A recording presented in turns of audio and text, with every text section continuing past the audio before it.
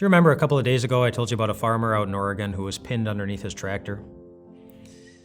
Well, he had two daughters, and his two daughters, ages 16 and 14 at the time, they eventually came home, and they decided to take the dog for a walk. And as they were out on their walk, they saw the tractor. And eventually they saw underneath the tractor, they saw their dad. And so they called 911, but they knew there wasn't any time to waste. They needed to try to get that tractor off their dad. These two scrawny high school teenagers, 16 years old and 14 years old. And so they each grabbed a side of the tractor and they lifted. Nothing.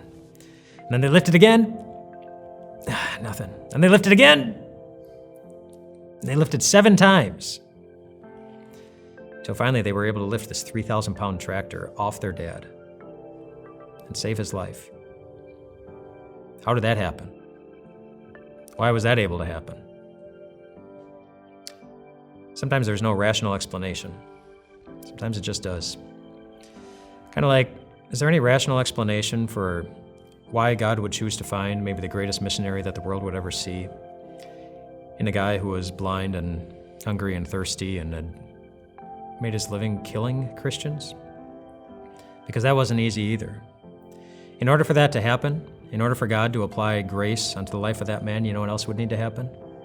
It means that God the Father would need to watch his own son suffer under a weight much heavier than the weight of a 3,000-pound tractor. He would need to suffer under the weight of all the world's sins.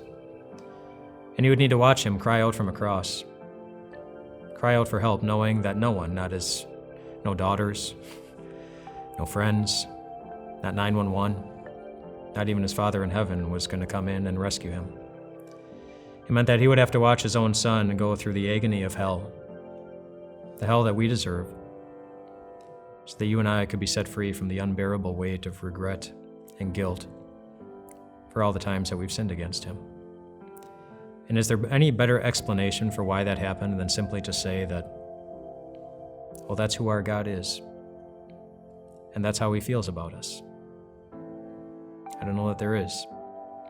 When Ananias looked at Saul, he saw a dead end. When God looked at the same person, God saw a new beginning.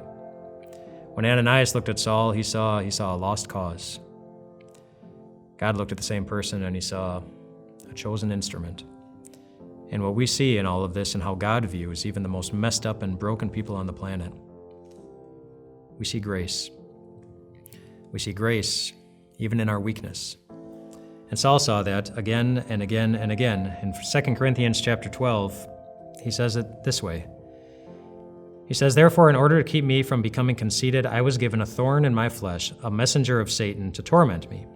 3 times I pleaded with the Lord to take it away from me, but he said to me, 'My grace is sufficient for you, for my power is made perfect in weakness.'